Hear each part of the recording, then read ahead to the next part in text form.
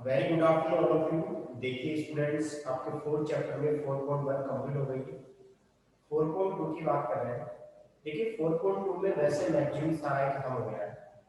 Properties हटा दी है, elementary operations हटा दी है, लेकिन अपन फिर भी थोड़ा थोड़ा बेसिक कर लेते हैं इसका। ठीक है, छोटे मोटे क्वेश्चंस तो कर लेते हैं। क्वेश्चंस आ जाए, आपको आइडिया तो होना चाहिए। वैसे सिलेबस से हटा दिया गया 4.2, सारा एक जगह एलिमेंट्री ऑपरेशंस और आपके पास प्रॉपर्टीज है। मेरे हिसाब से इनके अलावा 4.2 में कुछ बचा नहीं है। फिर भी अपन इनको प्रॉपर्टीज को थोड़ा शॉर्ट फॉर्म में कर लेते हैं। क्या मैं सही बोल रहा हूँ?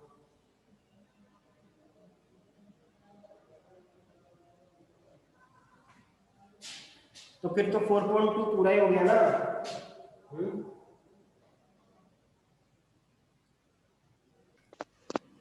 देखिए स्टूडेंट्स, अपन क्या करते हैं 4.2 एक्सरसाइज में अपन पहले क्वेश्चंस कर लेते हैं बिना प्रॉपर्टी वाले। ठीक है, प्रॉपर्टी हट गई है तो 4.2 के क्वेश्चंस की बात करते हैं। स्टार्ट करते हैं अपन क्वेश्चन नंबर फर्स्ट से। फर्स्ट का सॉल्यूशन। ठीक है, सॉल्यूशन है वो LM23। LM23 और इक्वल में क्या दे रखा है? 0 दे रखा है। आपको L रेशियो 3n माइनस का 2m इक्वल टू 0 आएगा। 3n इक्वल टू 2m होगा। L अपॉन m क्या आ जाएगा? 2 अपॉन 3, यानी कि L रेशियो m आ गया 2 रेशियो 3। क्वेश्चन नंबर इसका सेकंड देखिए। सेकंड वाला क्वेश्चन रहेगा find the minors of elements of second row of determinant. ठीक है, आपको एक डिटरमिनेंट देता है, लेट कर लिया कि वो डेल के इक्वल है। अमन और में आपको सिंपल दे रखा है 2 3 4 3 6 5 2 3 4 2 3 4 3 6 5 3 6 5 1 8 9। ठीक है, एक 1 8 चैप्टर 9। है तो सोच रहे कोई ये अरे आपका इजी क्वेश्चन चैप्टर है। पढ़ा रहे इसलिए तो इसमें क्या आपको जुड़ना जुड़ सेकंड रो के माइनस फाइंड आउट करने हैं। किसके करने हैं? सेकंड रो के minus. Find minus of elements of second row. Okay, हाँ तो क्या करेंगे अपन? Minus of elements of second row, minus of elements of second row. तो कितना हो जाएगा ये? Minus of elements of second row, पहला हो जाएगा 8 2 1 हो जाएगा। कितना हो जाएगा? 8 2 1। ठीक है, देखिए ये वाला होगा इस रो के करेस्पॉन्डिंग। ये 8 टू 1, ये 8 टू 2, ये 8 टू 3। तो देखिए ये इसके सामने जो भी हम उठा दो 3 4 8 9 आएगा। 3 4 8 9 कितना हो जाएगा? ये 27। 8 टू 1 की वैल्यू कितनी आ जाएगी? 27 माइनस का 32, तो यहाँ पे माइनस का 5। 27 माइनस का 5 आएगा क्या? ये आपके पास 8 टू 1 आ गया। ऐसे अपन बात करेंगे 8 टू 2। 8 टू 2 में क्या होगा? इसके सामने होगी तो 2 4 1 9 हो जाएगा। ये आ जाएगा 18 माइनस का 4, कितना हो जाएगा? 14 आ जाएगा। 8 टू 2 कितना आ गया? 14 आ जाएगा। 8 टू 2 ये 14 आ गया। ऐसे अपन निकालेंगे 8 2 3 निकालेंगे, इसके सामने जो भी आ रहा है वो खा लेंगे। 2 3 1 8 आएगा। 2 3 1 8, 8 माइनस 3 ये 5 आ जाएगा। तो ये माइनस हो गया। ये आपका सेकंड क्वेश्चन हो गया है। स्क्रीनशॉट ले लो इसका एक बार, फिर अपन आगे चलते हैं।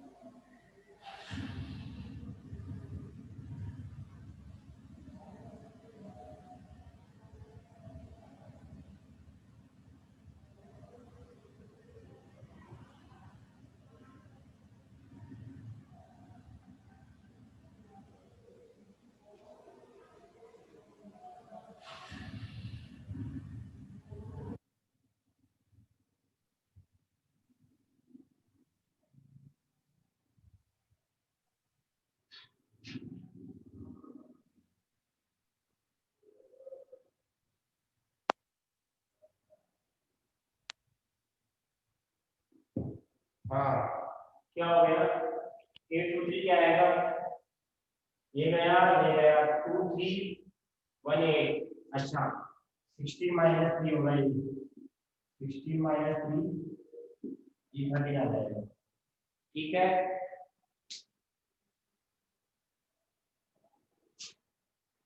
अब ले लो स्क्रीनशॉट, अब ले लो स्क्रीनशॉट।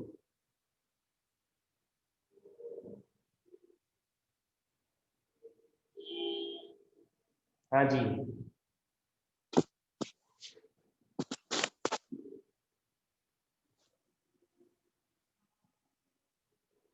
अब देखिए इसके 4.2 में जैसे सिलेबस हटा गया उसके साथ में सारा ऐड गया और कोई भी कुछ नहीं है।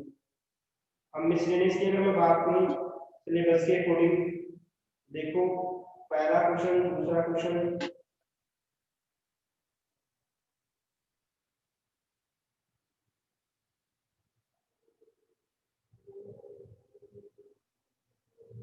ये ऑलमोस्ट ही ऑपरेशन से ही है।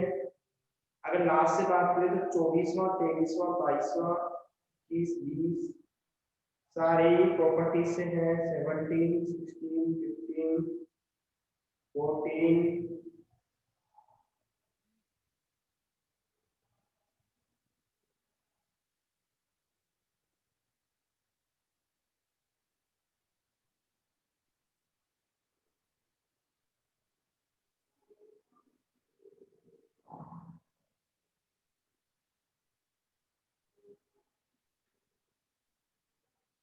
सारे ही हैं।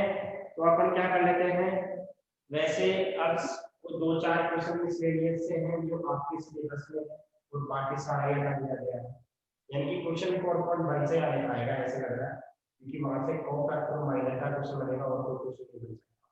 फिर भी अपन क्या कर लेते हैं, बेसिक कुछ प्रॉपर्टीज पढ़ लेते तो ठीक रहेगा, ठीक है। हाँ, तो प्रॉपर्टीज की बात करें,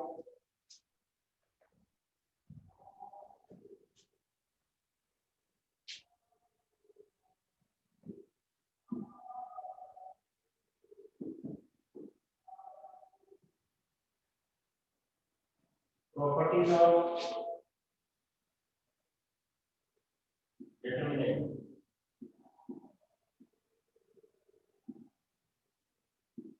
ठीक है। देखिए पहली प्रॉपर्टी क्या होती है, अगर आपने रो को किसी 2 रो या 2 कॉलम को इंटरचेंज कर दिया तो बाहर नेगेटिव का साइन आ जाएगा। किसी 2 रो या 2 कॉलम को आपने इंटरचेंज कर दिया तो बाहर नेगेटिव का साइन आएगा। मतलब क्या हुआ, जैसे मान लीजिए आपके पास ये है डेल, आपके पास तो डेल है A1 A1 C1 A2 A2 C2 A3 D3 C3। अगर मान लीजिए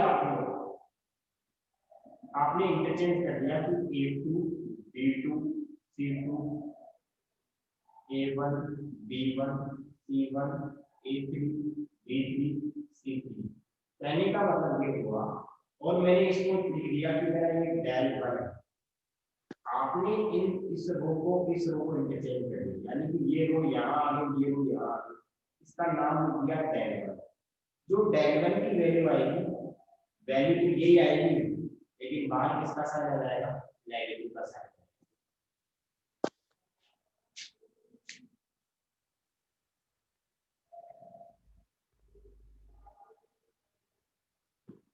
अब सही आ रहा है वीडियो, एक बार बताओ वीडियो क्लियर आ रहा है।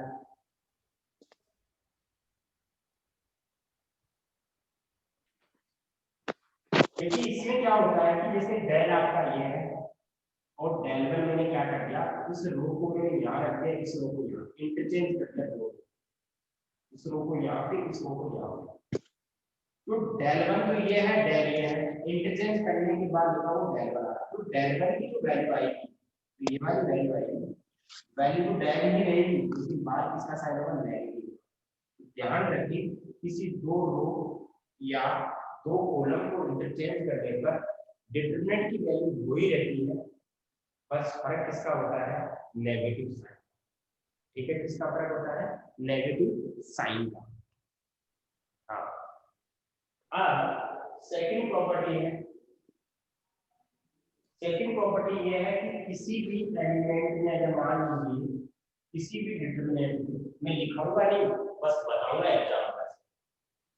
A1 मान लीजिए आपके पास सारे वैल्यू जीरो आ गई, एक रो या फिर एक column, A1 B1 C1 A2 B2 C2, किसी भी डिटरमिनेंट के अंदर किसी भी रो या कॉलम के अगर सभी एलिमेंट जीरो है, ऐसा भी हो सकता है, ऐसा भी हो सकता है, यानी कि इसकी वैल्यू क्या होगी जीरो, ऐसा भी हो सकता है, ये एग्जांपल लिया मैंने, ठीक है, ये भी मैंने एग्जांपल लिया कि आपके पास ऐसा आ गया, ठीक है,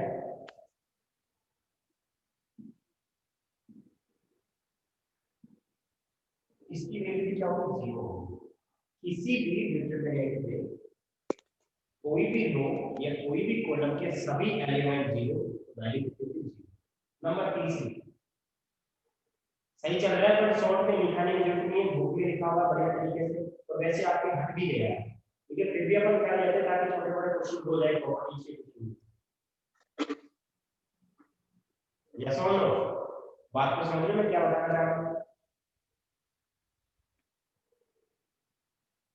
नंबर तीसरी, अगर मान लीजिए किसी भी रो में A1 B1 C1 A1 B1 C1 A B C, यानी कि अगर दो रो सेम आ गए, किसी भी डिटरमिनेंट में दो रो सेम आ गए, कितने रो, दो रो, एक रो ये एक रो ये, अगर किसी भी डिटरमिनेंट में दो रो या फिर दो कॉलम, तो वैल्यू क्या हो जाती है, जैसे मान लो ऐसे आ गए, आपकी बार ऐसे आ गए A1 1, ठीक है, A2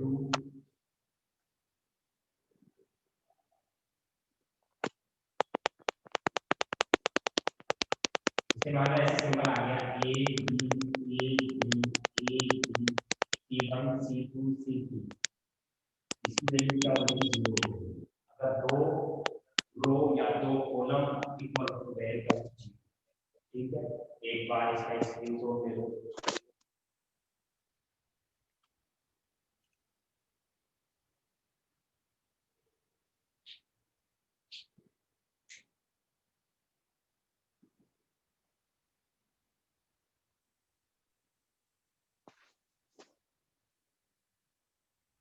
तीसरी प्रॉपर्टी क्या होती है कि अगर मान लो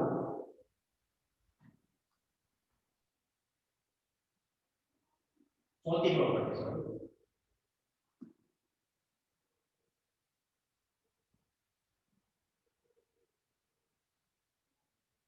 चौथी प्रॉपर्टी की बात करें अपन,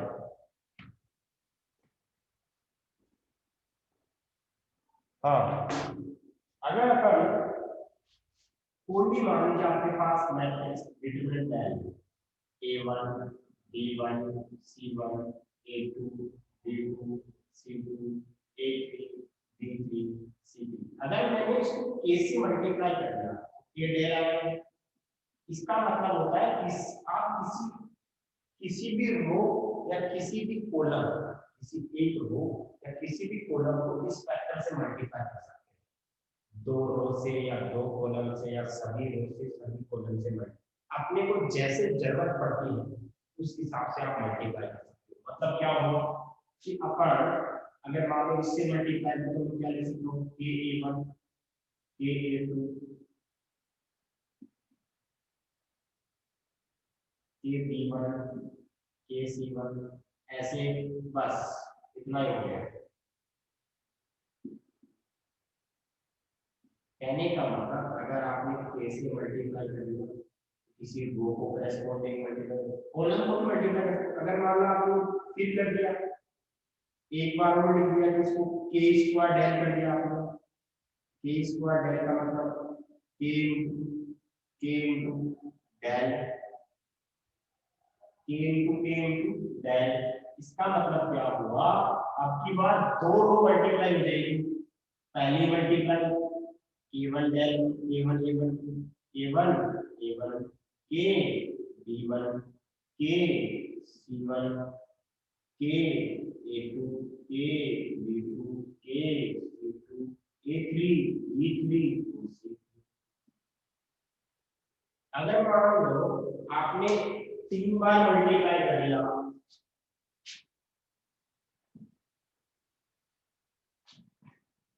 आपने मान लो ऐसे कर दिया कि k का क्यूब, देन इसको k साथ में डेल, यानी कि फर्स्ट रो से k मल्टीप्लाई हो जाएगा, सेकंड रो से k मल्टीप्लाई, थर्ड रो के मल्टीप्लाई, तो क्या आ जाएगा, सभी एलिमेंट्स मल्टीप्लाई हो जाएंगे, a1 a b1 a c1 a2 a b2 a c2 a3 a b3 a c3। समझ में आया होगा? यानी कि एक किसी फैक्टर से मल्टीप्लाई करते हैं तो वो किसी रो या कॉलम को भी मल्टीप्लाई करता है। जितनी बार आप लिखोगे उसको उतनी रो या फिर उतने कॉलम को मल्टीप्लाई करता है। जैसे कॉमन ले लो, अगर इसमें कॉमन लेते तो के यहाँ से कॉमन आता, के यहाँ से कॉमन आता, के यहाँ से के क्यूब हो जाता, यहाँ से के कॉमन लेते, यहाँ से के कॉमन के स्क्वायर आता, यहाँ से के कॉमन। लेकिन मैट्रिक्स में क्या होता है, अगर आप किसी भी एलिमेंट को किसी मैट्रिक्स से मल्टीप्लाई करते हैं, किसी मैट्रिक्स को किसी स्केलर क्वांटिटी से मल्टीप्लाई करते हैं तो कंप्लीट को मल्टीप्लाई करता है। किसी भी मैट्रिक्स में आप किसी पर्टिकुलर वैल्यू से मल्टीप्लाई करते हो तो टोटल को मल्टीप्लाई करता है, अगर टोटल को मल्टीप्लाई, ठीक है।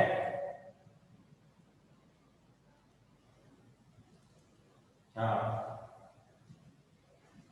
मैट्रिक्स में क्या होता है, मैट्रिक्स में ऐसा होता है जैसे मान लीजिए आपके पास कोई मैट्रिक्स है A इक्वल टू 1 2 3 4 5 6 7 8 9। अगर मान लीजिए आपने k लिख दिया तो k सबसे मल्टीप्लाई होगा, k 2k 3k 4k 5k 6k 7k 8k 9k ऐसे सबसे मल्टीप्लाई, जबकि ऐसा डिटरमिनेंट में नहीं होता है।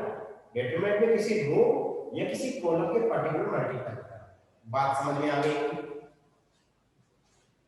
हाँ, अगली प्रॉपर्टी की बात करें अपन, अगली प्रॉपर्टी की क्या बात कर सकते हैं,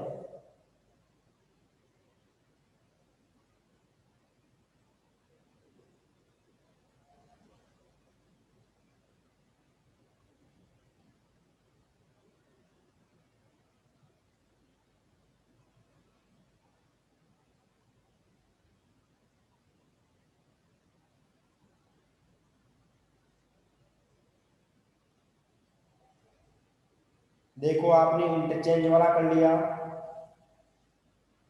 आपने अगर अपन बात करें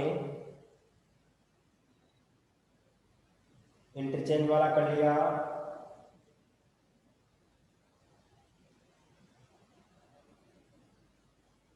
ठीक है।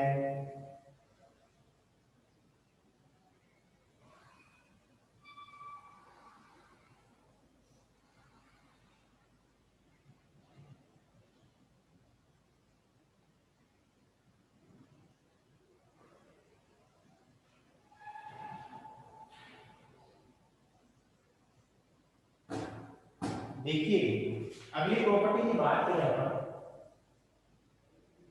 अगर मान लीजिए आपके पास A1 B1 C1 A2 B2 C2 A3 B3 C3 है, ठीक है। अगर अपन इसको सभी रो और कॉलम को इंटरचेंज कर दें, जैसे A1 B1 C1 A2 B2 C2 A3 B3 C3, यानी कि सभी रो को मैंने कॉलम में चेंज कर दिया कंप्लीट को, तो डिटरमिनेंट में कोई फर्क नहीं पड़ता है। डेल डैश की जो वैल्यू आएगी, इसकी जो वैल्यू आएगी वो डेल के इक्वल होगी, डेल डैश की वैल्यू जो किसके इक्वल है, डेल के इक्वल। एक नंबर 6 नंबर प्रॉपर्टी है कि मान लीजिए आपके पास, एक बार इसका स्क्रीनशॉट ले लो आप, फिर बात करते हैं।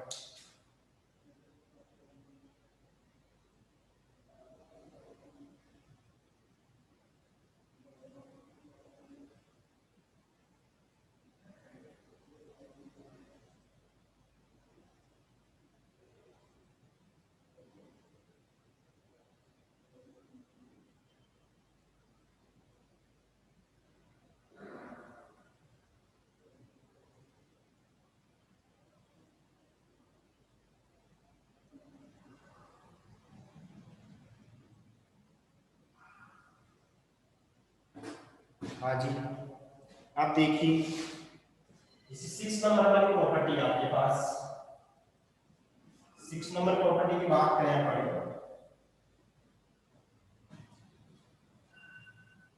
इसे मान लीजिए आपके पास ऐसे आ गया a1 plus d1 c1 a2 plus d2 c2 a3 plus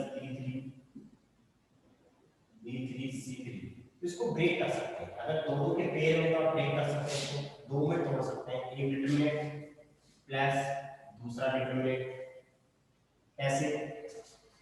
पहले a1 a2 a3 को जोड़ो, a1 a2 a3। अब इस d1 d2 d3 को अलग लो, d1 d2 d3। इस a1 a2 a3 को यहाँ लिख दिया, d1 d2 यहाँ लिख दिया।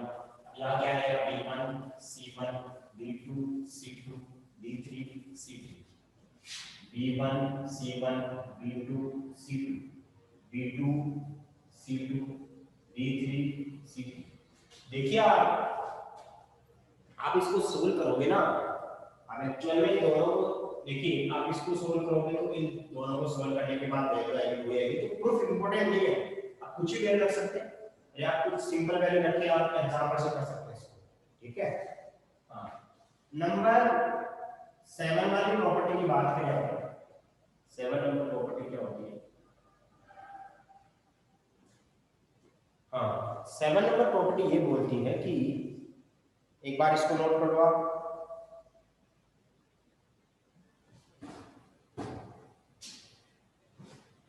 देखिए 7 नंबर प्रॉपर्टी क्या बोलती है, मान डेल की वैल्यू आपके पास आ गई a1 b1 c1 a2 b2 c2 a3 d3 c3।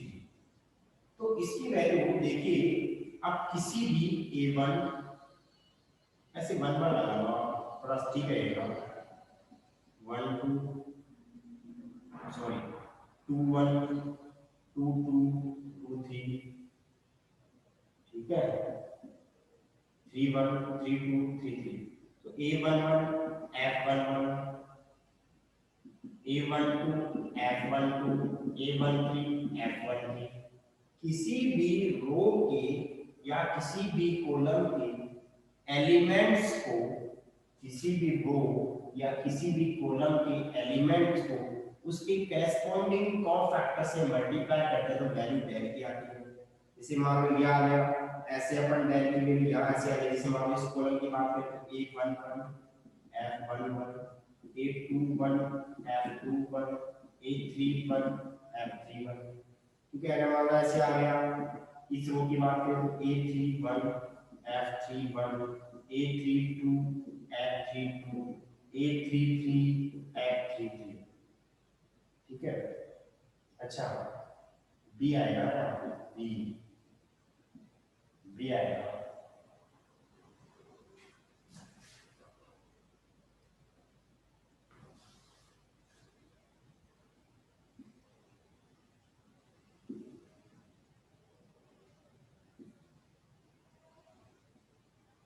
लेकिन इसमें भी अपना अगर मान लो उसको डिफरेंट ले लें तो वैल्यू फिर वो जीरो हो जाएगी, वैल्यू क्या हो जाएगी, फिर वो जीरो हो जाएगी। कैसे? अगर मान लो आपने ऐसे ही ले लिया,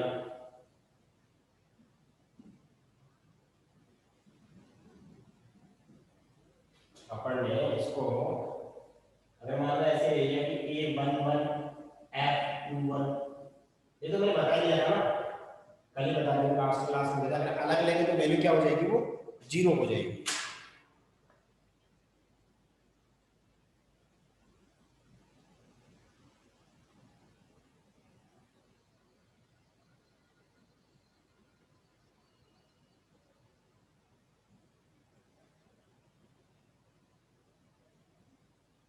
देखिए एक होता है अपर ट्रायंगुलर, लोअर ट्रायंगुलर का मतलब क्या होता है, जैसे मान लीजिए आपके पास आर की प्रॉपर्टी ये है, इसी मान लो आपके पास ए बी सी आ गया, ये जीरो आ गया,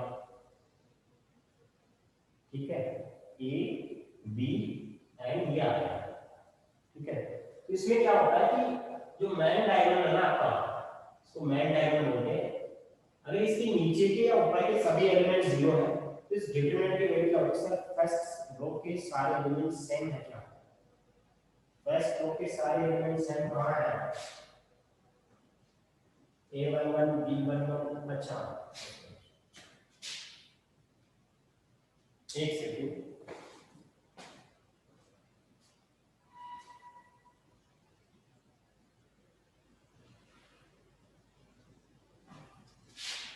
A11 A12 A13 A21 A22 A23 A31 A32 A33 A11 F11 A12 F12 A13 F13 A1 F11 A21 F21 A2 F31 A31 F31 A32 F32 A33 F33। देखिए इसमें क्या होता है, अब समझ में आ गया होगा। किसी भी दो ये फर्स्ट के प्रश्न होगी, ये फर्स्ट कॉलम में प्रश्न होगी,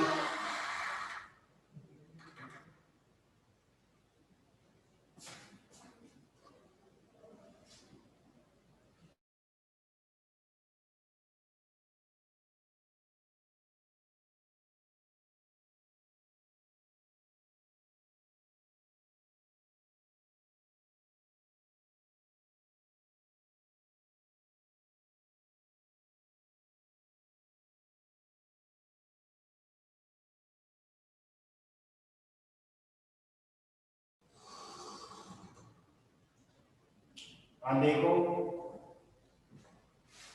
यहाँ से कितना आ जाएगा, ए बी आ जाएगा। अगर मान लो ऐसा है, एग्जांपल है आपके पास, अगर मान लो एग्जांपल ऐसा है A B C D E F 0 0 0। देखिए इस मेन डायगोनल से, लीडिंग डायगोनल से अगर नीचे के ऊपर के सभी एलिमेंट जीरो, इसकी वैल्यू क्या होती है, इसको मल्टीप्लाई कर दो आप ए बी। अगला एग्जांपल है कि आपके पास मान लो ऐसे आएगा A B C D E F 0 0 0। ये मेन डायगोनल है, इससे ऊपर वाले सारे जीरो आ गए, तो भी इसका आंसर क्या आ जाएगा, ए एफ ई आ जाएगा। बात समझ में आ गई होगी, ए एफ ए आ जाएगा। ठीक है, ये आपके पास 8 प्रॉपर्टीज हो गई है। एक और प्रॉपर्टी होती है फैक्टर वाली। कौन सी वाली होती है, फैक्टर वाली प्रॉपर्टी होती है।